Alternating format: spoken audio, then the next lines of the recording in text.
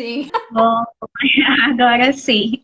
Boa noite a todos que estão aqui conosco nessa live. Hoje a nossa live é com a Carolina Oliveira, assistente social do DEGASE, doutorando em Serviço Social pela UFRJ, mestre em Serviço Social pela UERJ e especialista em Serviço Social e Saúde pela UERJ. Seja muito bem-vinda, Carol. Obrigada aí por ter aceitado o convite, né, para falar um pouco, né, do trabalho do serviço social nessa instituição que é o DEGASE. Aqui no Instagram a gente vai convidando várias pessoas que atuam em diversas áreas para que todos os assistentes sociais possam conhecer o fazer profissional em cada área, né? Isso é muito importante, acrescenta, ajuda também os estudantes, né, a conhecerem como é a prática profissional nos diversos lugares, né, que nós possamos, assim, atuar.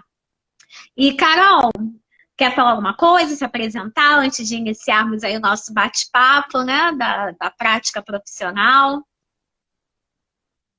Sim, sim, posso me apresentar, né? Sim. Além do que a Roberta já colocou, é um prazer aqui estar com você, Roberta. Nós somos contemporâneas, né? Da UFRJ.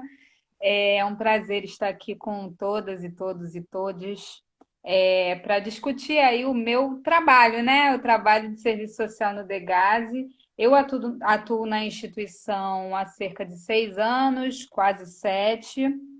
E já intervi em diversos espaços no DEGASE, né?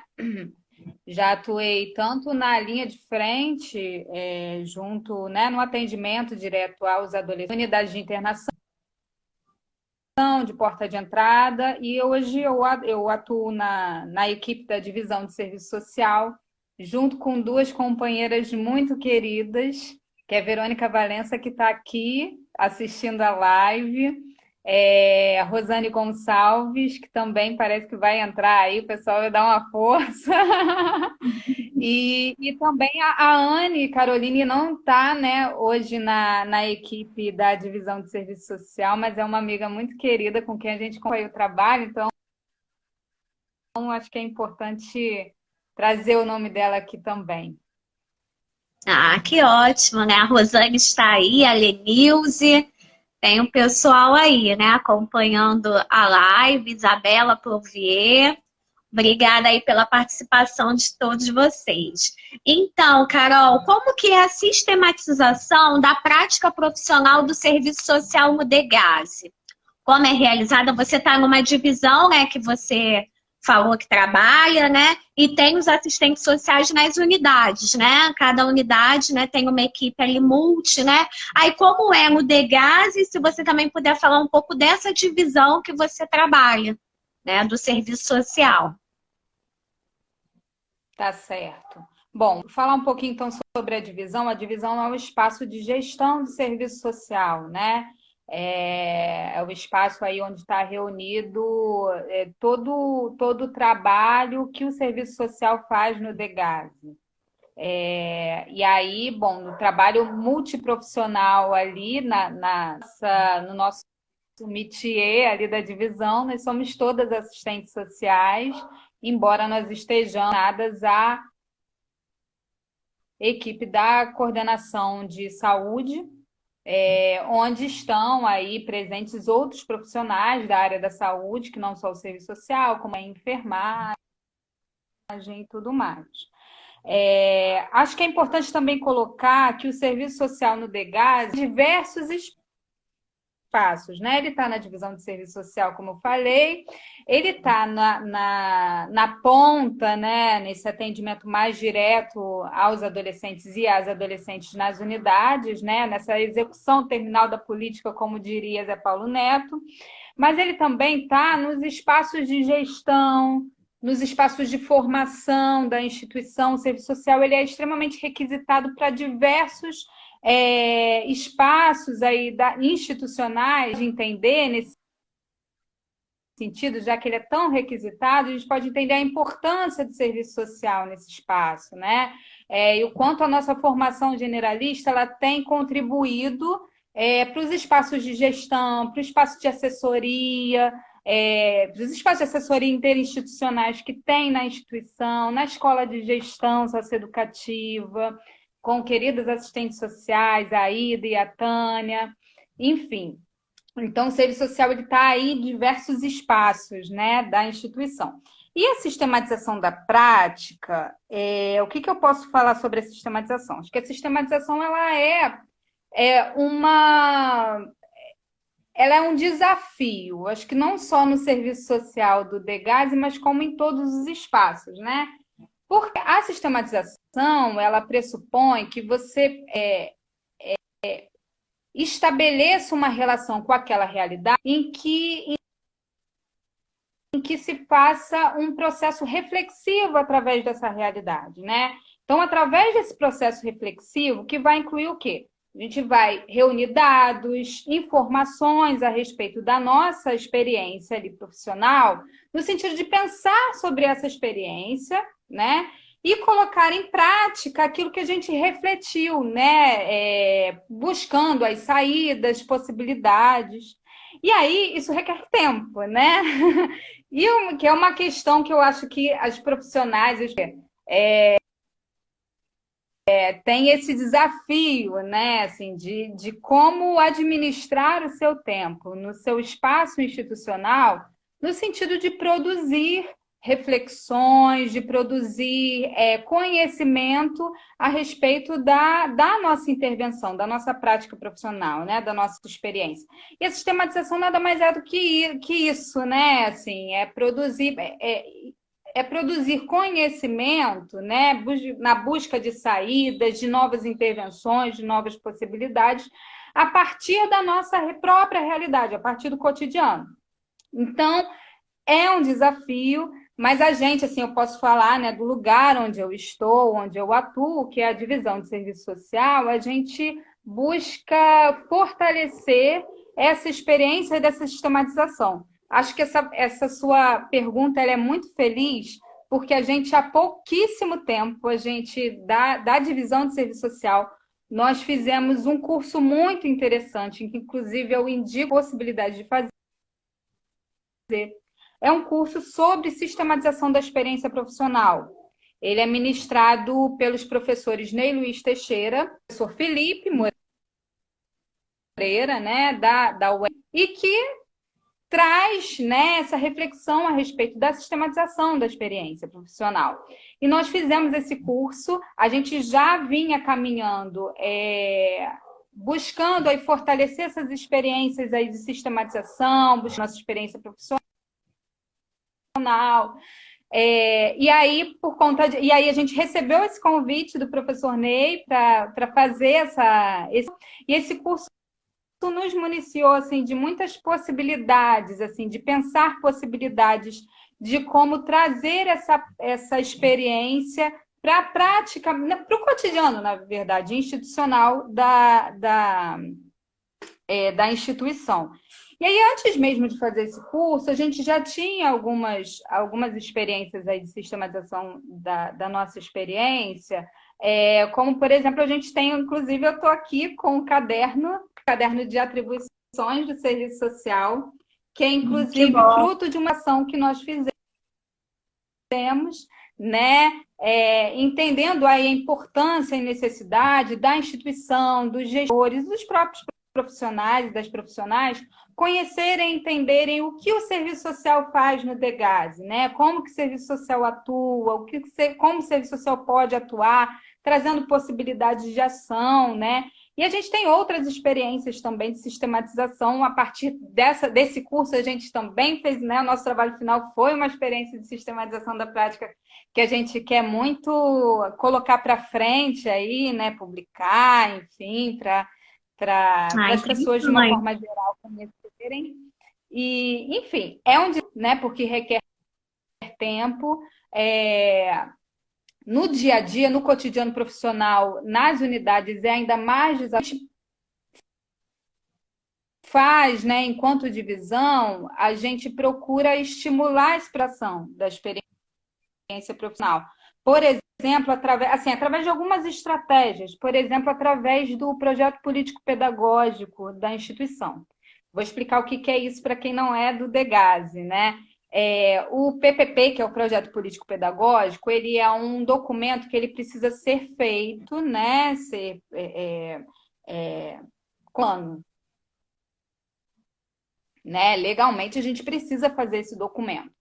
E aí, como já é necessário a construção desse documento, a gente tem procurado, a partir do último ano, estimular as equipes, né, categoria de serviço social, para que esse possa ser um momento de sistematizar a prática, né, de possibilidade aí de sistematização da prática, né, já que institucionalmente já é um tempo que não é lá grandes coisas, tá?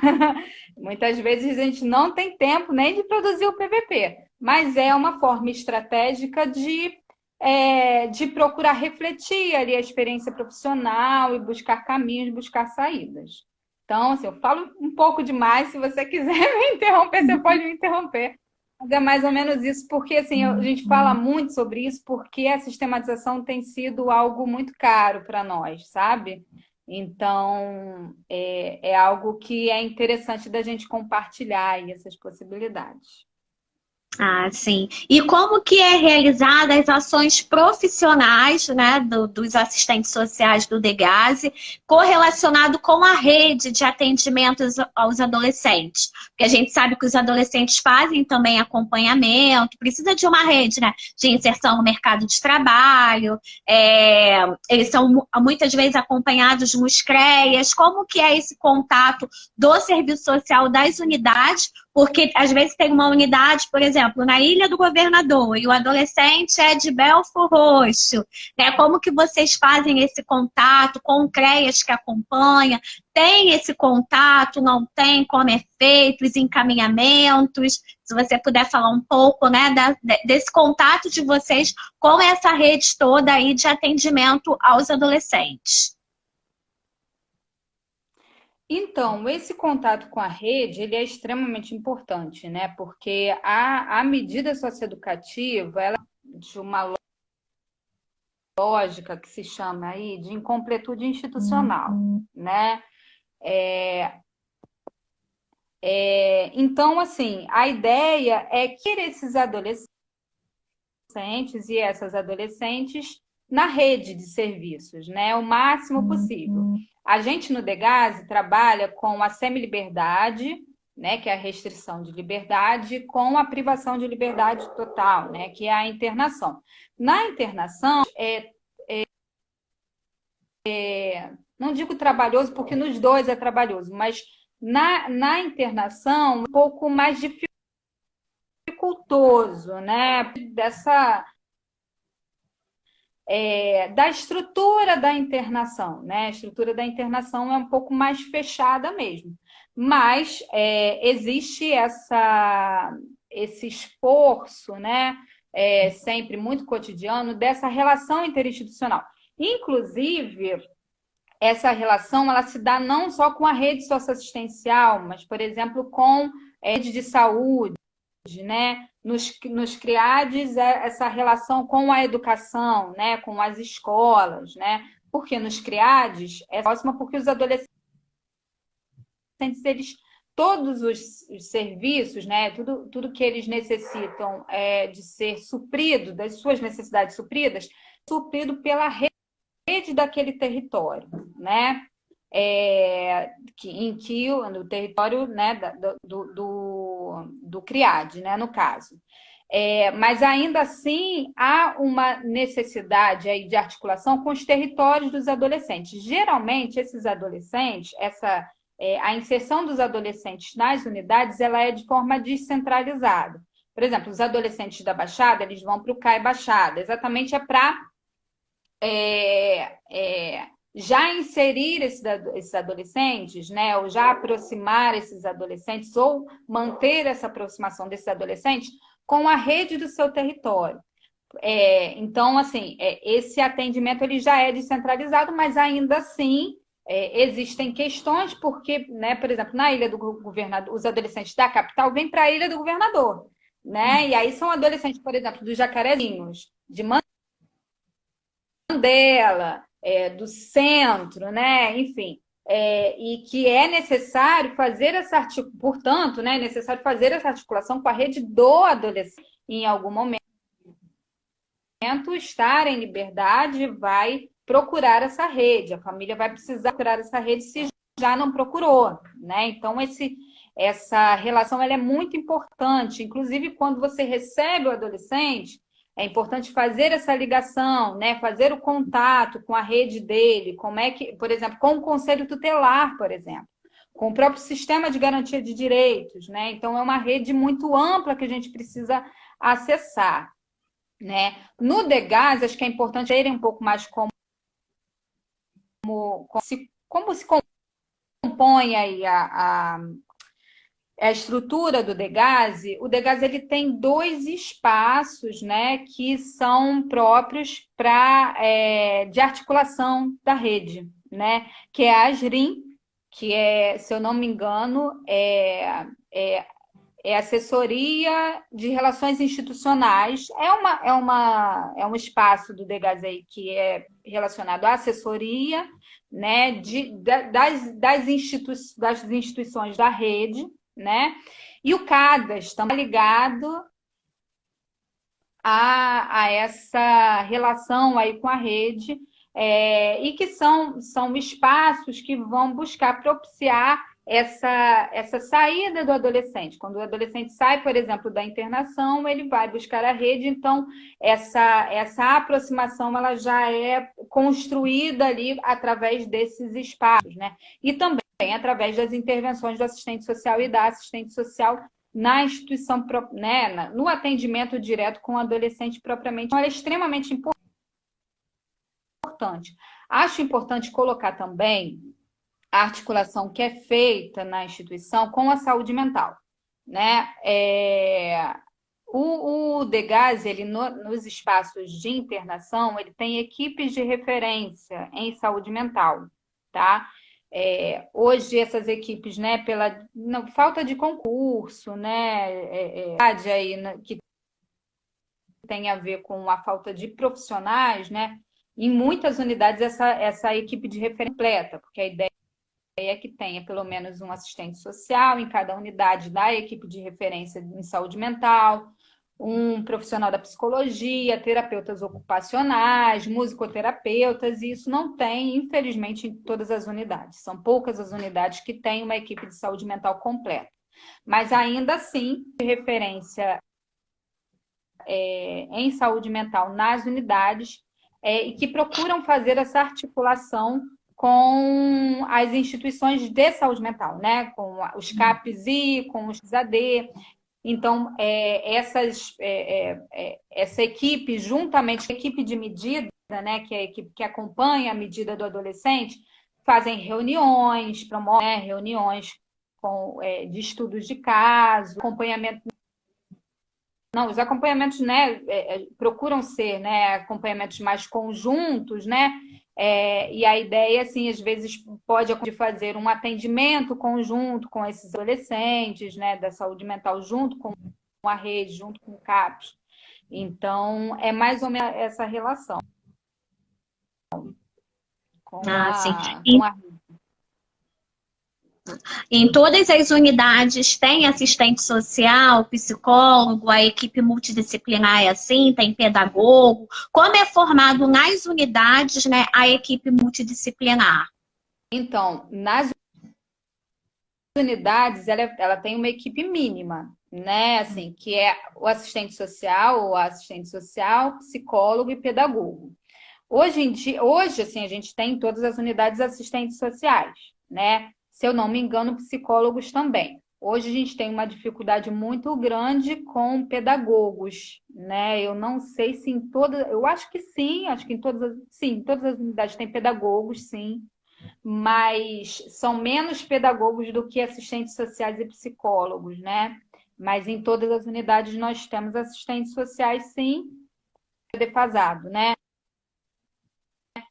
Há muito tempo a gente não tem concurso, né? E há não sei, mais ou menos um ano ou quase 2 anos, os contratados, porque tinham algumas pessoas em regime de contrato, né, no Degase, eles foram, enfim, o contrato terminou, saíram, e esse número de profissionais que saiu não foi reposto, né?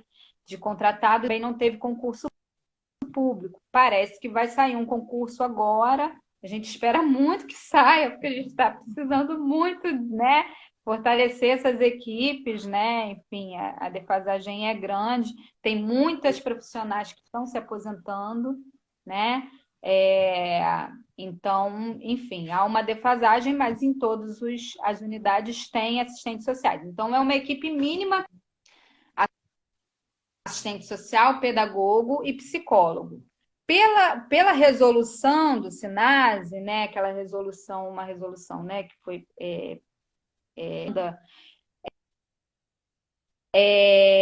a equipe mínima deve ser, assim, o número de assistentes sociais deve se adequar ao número de adolescentes, né? Então, deve haver pelo menos uma assistente social para cada 20 adolescentes, né? Assim, a gente vive hoje uma realidade que, né, a gente precisaria de mais profissionais. Algumas unidades a gente consegue garantir esse número, em outras não, infelizmente. Mais concurso. Mas é mais ou menos assim que se compõe. Mas existem outros profissionais que compõem, vamos dizer, o que se chama aí de equipe técnica, né?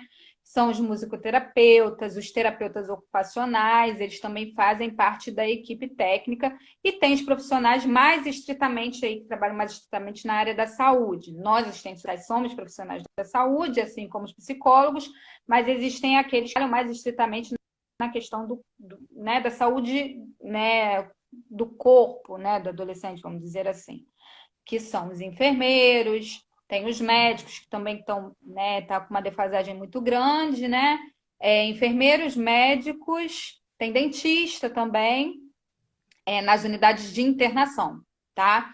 Nas unidades de semi-liberdade, a equipe mínima se mantém, né? Serviço social, psicologia e pedagogia. Ah, sim. A discussão sobre a problemática do adolescente, autor de ato infracional no Brasil, pode ser analisada a partir de vários aspectos. Considerando a legislação brasileira, tem-se um avanço significativo com o Estatuto da Criança e do Adolescente, o ECA, e pode então ser considerado um marco da mudança de perspectiva em relação ao adolescente autor de ato infracional.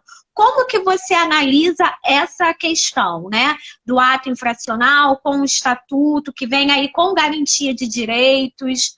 Como que você, assim, na sua prática, você consegue ver, né, essa relação, essa discussão relacionada, né, à questão do autor, né, que coloca, né, o adolescente como autor, e vem o ECA também com os direitos, né, dos adolescentes, que é aí uma conquista, né, que nós temos aí na década de 90.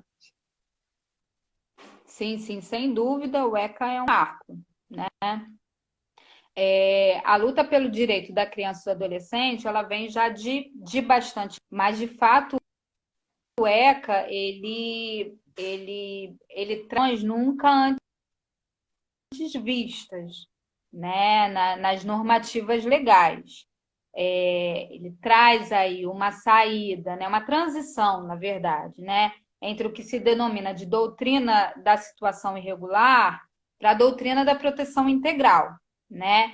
E aí, assim, o ECA, ele está ali inserido, né, político e social, né, de redemocratização, né, ainda ali naquele processo aí de pós-Constituição Federal de 88, né, então ela é fruto, na verdade, da Constituição Federal de 88 naquilo que diz respeito aos direitos das crianças e adolescentes, né, então o ECA ele vem regulamentar aquilo que foi já trazido pela Constituição de 88, né, ali nos artigos que dizem respeito às crianças e adolescentes, né?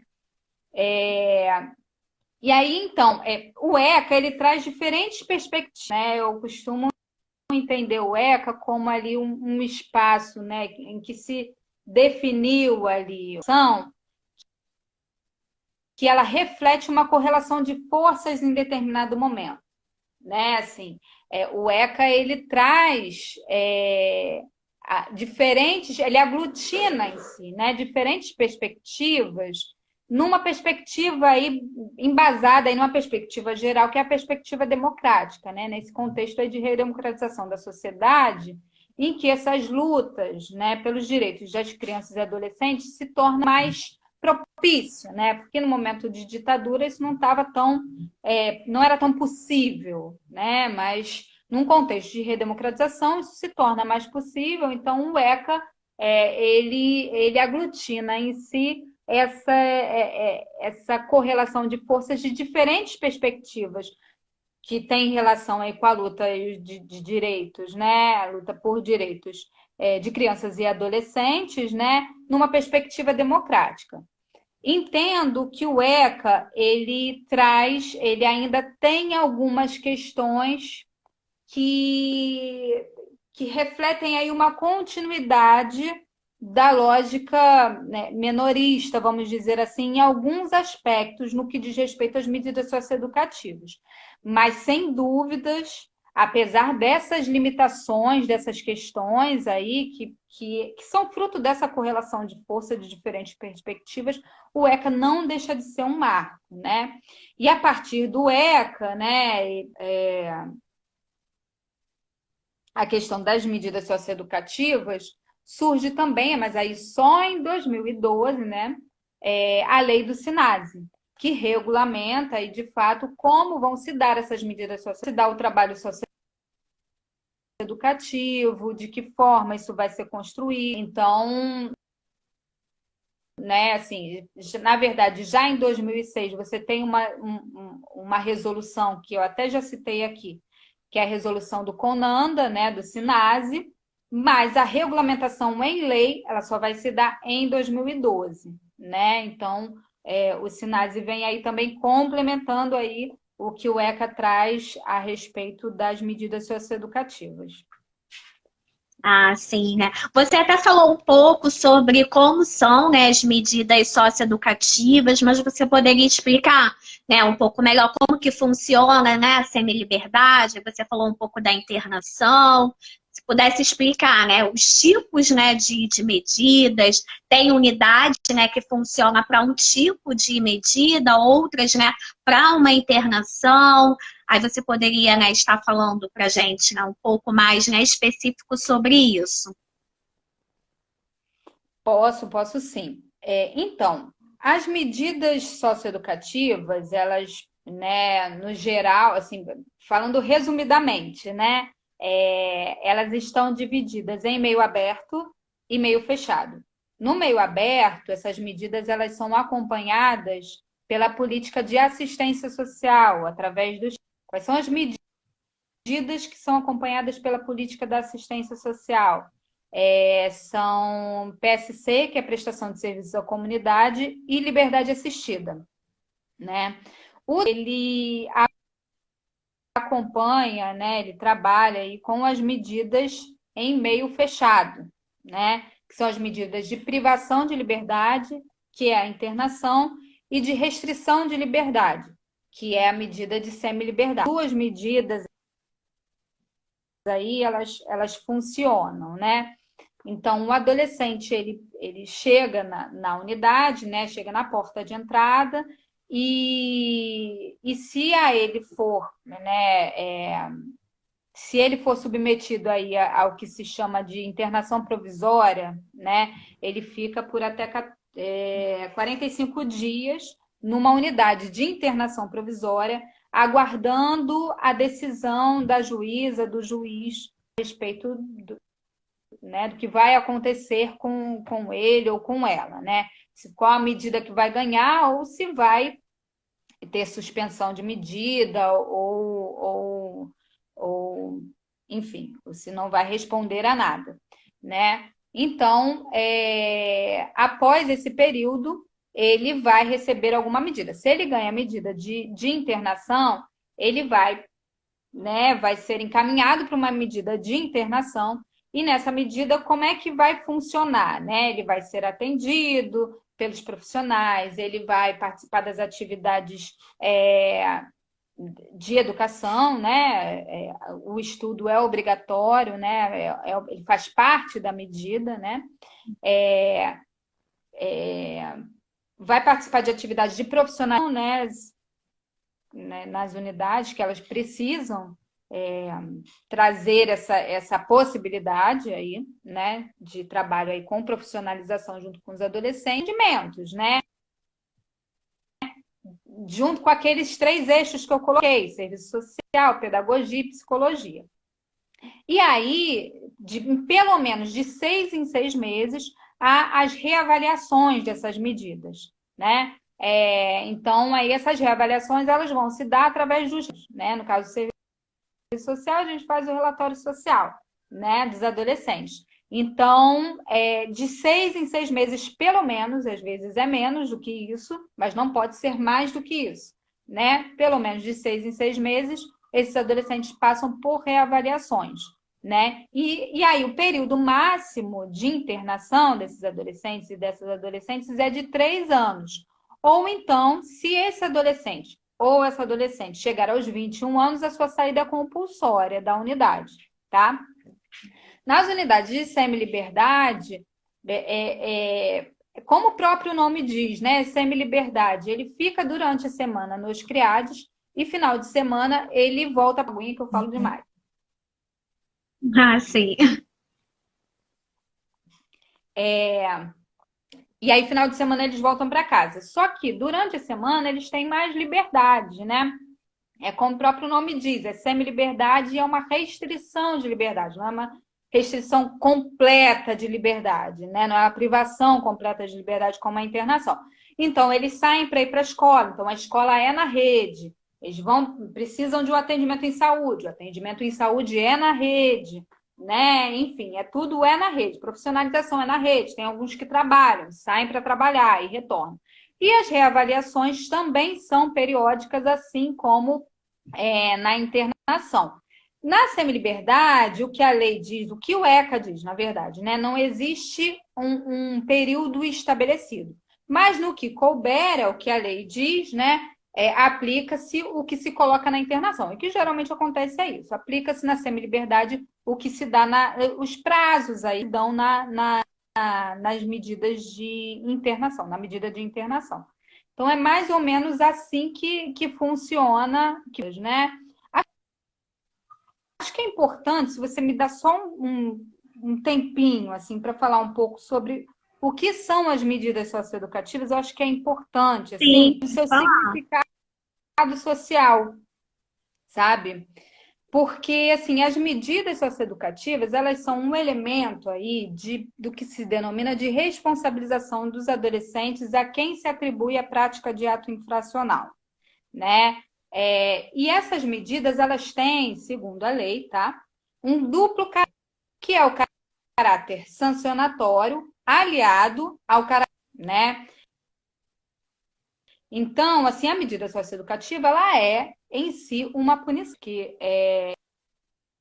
isso precisa estar estabelecido aqui para a gente não criar ilusões a respeito da socioeducação, daquilo que ela muitas vezes não pode dar, né? Assim, porque a socioeducação ela tem o seu aspecto punitivo, né? E nós, enquanto assistentes sociais, nós temos que estar muito atentos e atentas e entender que esse espaço, por exemplo, da privação de liberdade, da restrição, ela é de um direito, mas não é privação de todos os direitos, né? Então, a punição ela deve se restringir àquilo que foi estabelecido em lei. Não pode extrapolar para outros espaços, né? Não pode ser admissível que haja punições em outros aspectos para os adolescentes e para as adolescentes, que isso é importante ser pontuado, né? Eles estão restritos de um direito, que é o direito à liberdade, mas eles não estão restritos do resto dos seus direitos. Eles têm Com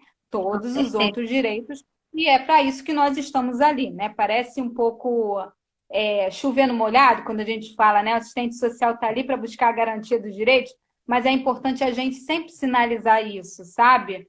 Porque a gente precisa estar sempre atento e atenta a essa necessidade da gente estar ali buscando, né, possibilidade aí da garantia dos direitos desses adolescentes. Um outro aspecto que é importante, que tem a ver com a medida socioeducativa, é que essa medida socioeducativa ela se dá como um aspecto de contenção do segmento da sociedade, que é um segmento da sociedade que tem cor e que tem CEP, né? Entender quem nós atendemos, qual é o nosso público-alvo, vamos dizer assim, usando a terminologia, né, que é muito utilizada aí na administração, é bastante conhecida.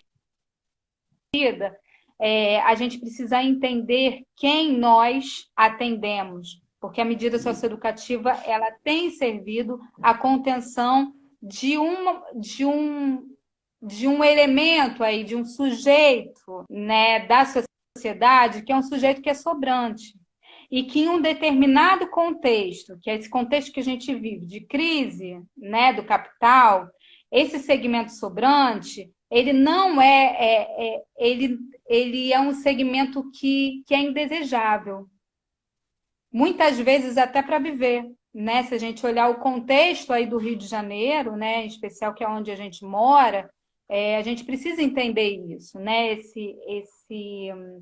Essa política de encarceramento desses jovens, de jovens que têm cor, que a gente sabe onde mora, né? Assim, que moram na favela, que são negros, né? Então a gente precisa entender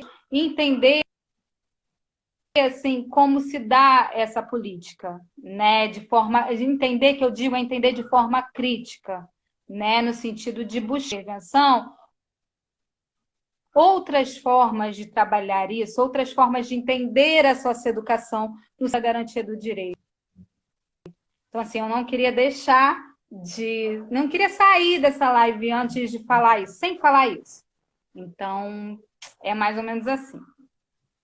Com certeza, né? Muito importante, né? Conhecer o nosso público-alvo, de onde vem, quem são, né? O perfil. Faz parte até da nossa prática profissional, isso mesmo, né? Coletar esses dados, né? Analisar o perfil, porque isso contribui, né, para as políticas públicas, para as garantias de direitos, é de suma importância, né? E quais têm sido as ações, né, as intervenções relacionadas à reinserção social desses adolescentes nesse processo, né, socioeducativo? O que é feito, né, quando terminarem essas medidas, quando eles saírem dessa situação de internação? É feito alguma coisa, algum trabalho nessas unidades ou encaminho para outras unidades para dar algum prosseguimento?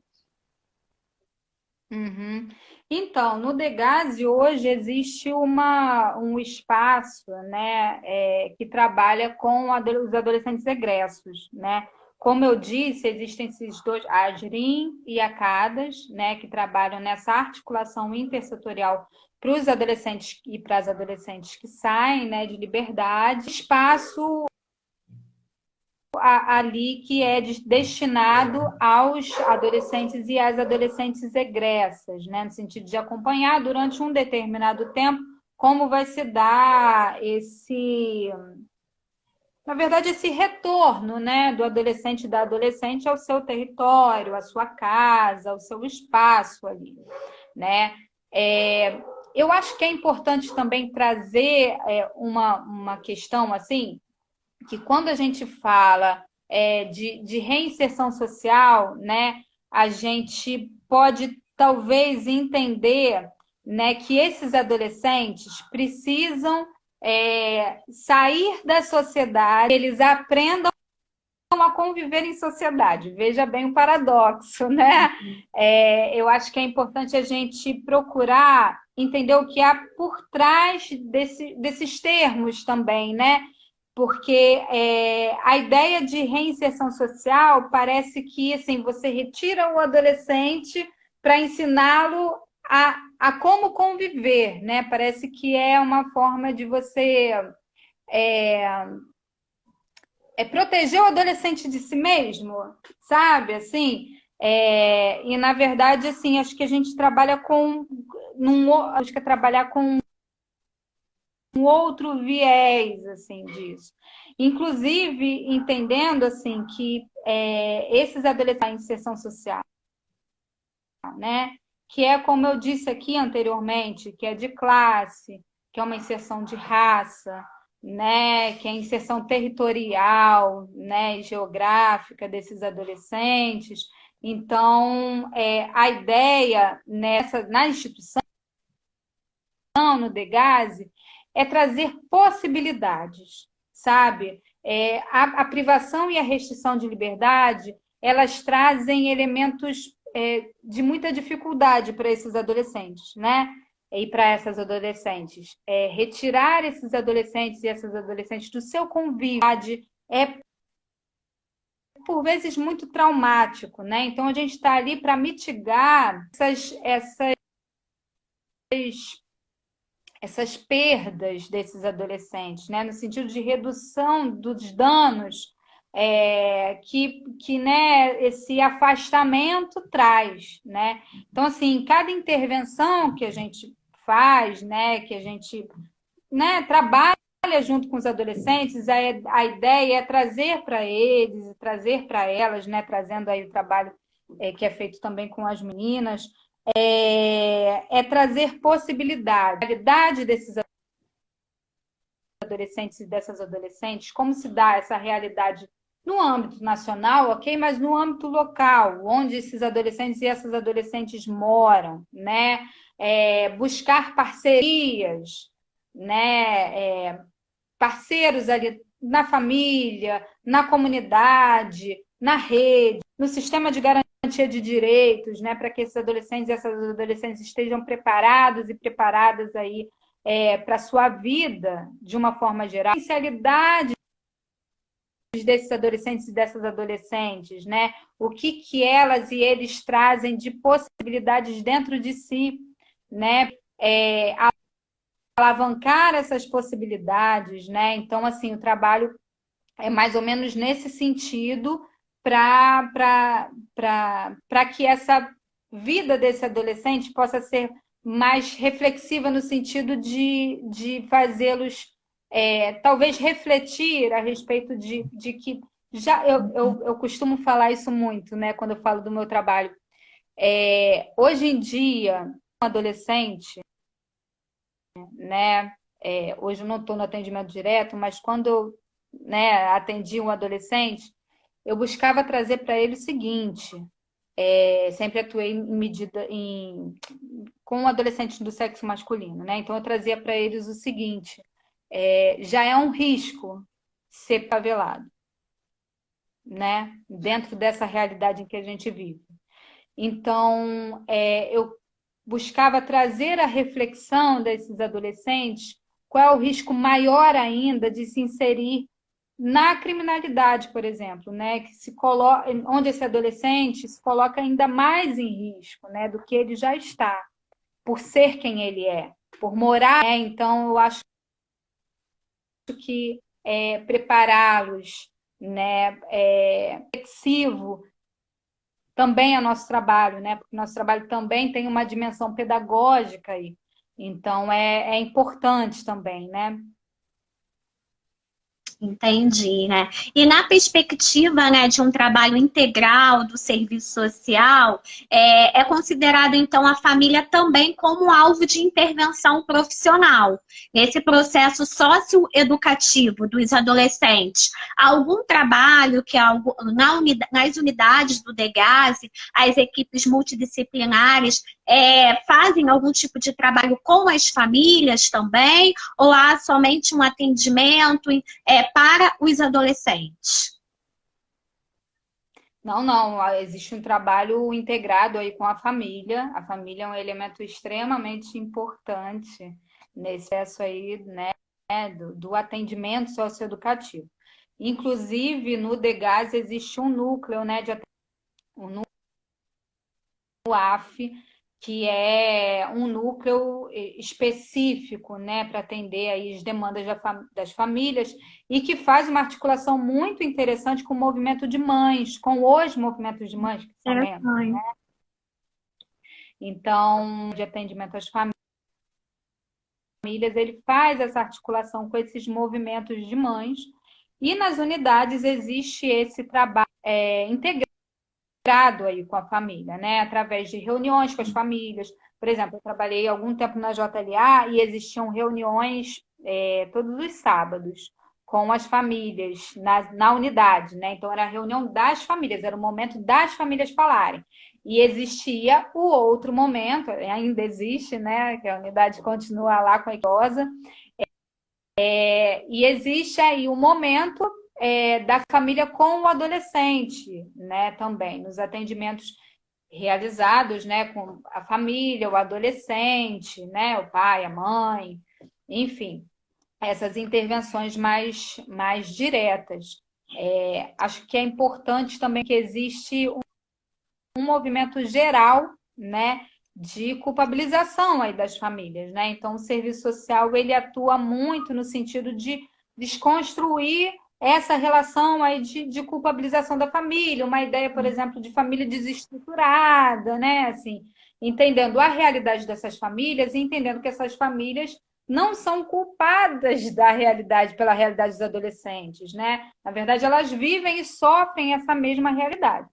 Obviamente, existem muitos contextos, né, de trazer a família a responsabilização, né, com relação à necessidade do seu cuidado, né, para com esses adolescentes e essas adolescentes. No entanto, chamar a atenção à família para sua responsabilidade não quer dizer culpabilizá-la. Até porque essa responsabilidade é, né? Não é uma responsabilidade só da família de garantir os direitos desses adolescentes. É uma responsabilidade da família, da sociedade e do Estado, né? Então, o serviço social, com a sua formação generalista, né, ele vai atuar no sentido de entender essa realidade da família de uma forma mais complexa, né?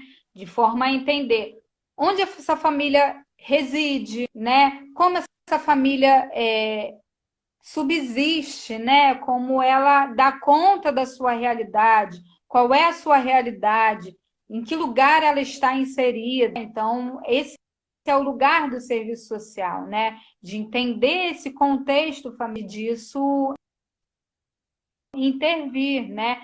Mas muitas vezes também, às vezes essa família não vai ser propícia essa intervenção junto com a família, né? Não vai ser propiciado, porque muitas vezes é uma família, muitas vezes não, são pouquíssimas as vezes que isso acontece, mas em algumas vezes é violadora de direitos, né? Então é importante trabalhar a autonomia desse adolescente, a autonomia dessa adolescente, para que ela possa construir o seu caminho aí, já que ela não pode contar com a sua família. Aí é o momento de você construir parcerias, construir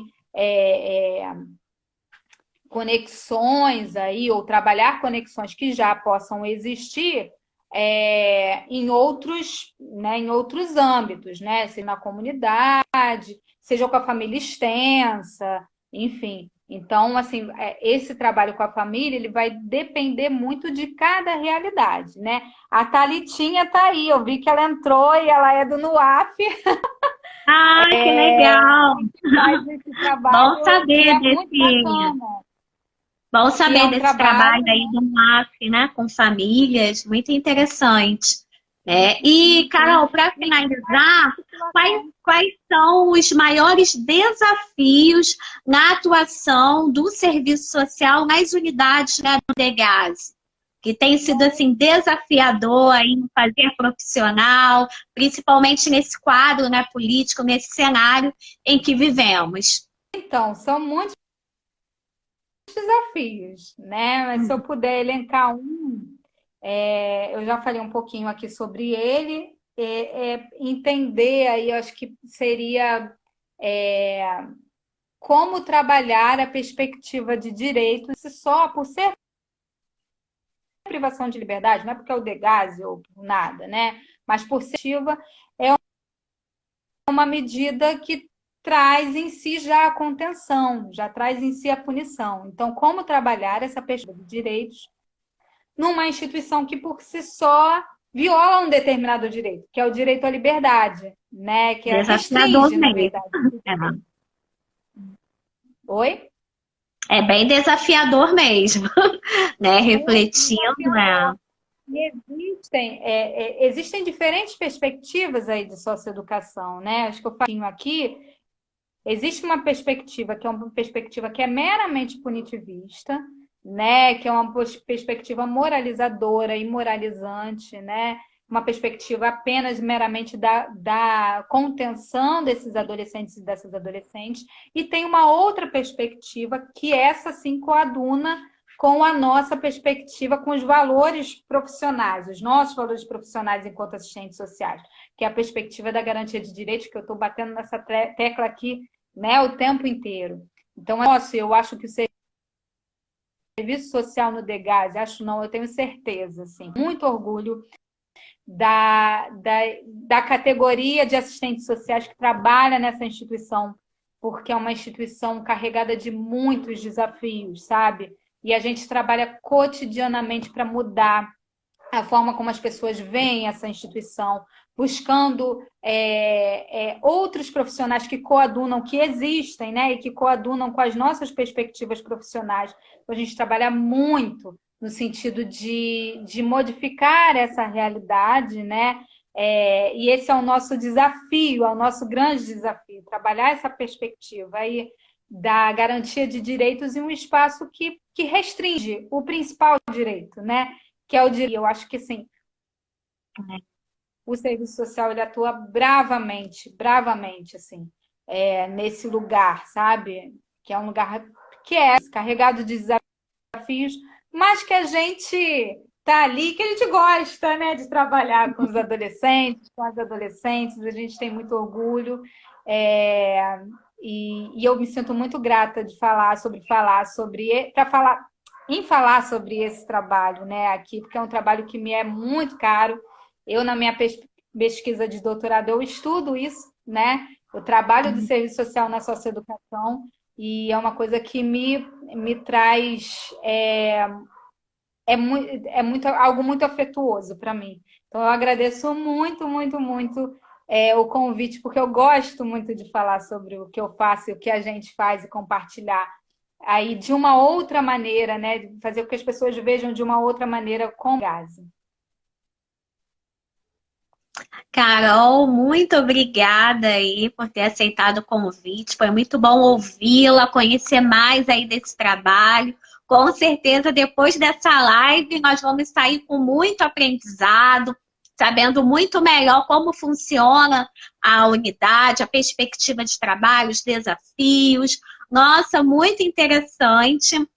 Gostei muito. Essa live vai ficar gravada aqui no Instagram, Assistentes Sociais RJ, e também no YouTube, posteriormente será colocado com o mesmo nome também, Assistentes Sociais RJ, para que outras pessoas, né, que fizerem pesquisa, quiserem saber mais, possam encontrar esse conteúdo, né, que é muito bom aí, acrescenta muito aí no nosso fazer profissional. Parabéns aí, fiquei muito assim feliz em saber da sua atuação, de saber o trabalho que é executado, essa equipe aí maravilhosa do Degase. E a Ida Cristina também está te dando parabéns, falando que você fala com muita propriedade, né?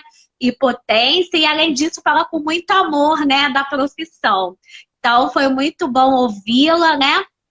A Thaís também está falando que alegria encontrar a Carol nessa live. Você foi uma grande referência. Né, Carol? Então, muito obrigada a todas as pessoas que puderam entrar na live aí, ouvir um pouquinho, né? E que em outras oportunidades nós possamos novamente falar, né, sobre o trabalho, né, com adolescentes, trabalho socioeducativo. Né? Então, por hoje é só, né? Ficar com gostinho aí de quero mais. Até uma próxima, boa sorte aí no doutorado. Quem sabe você não volta aí para falar, né, da sua pesquisa, né? A gente vai se falando aí, depois você pode falar um pouco, né?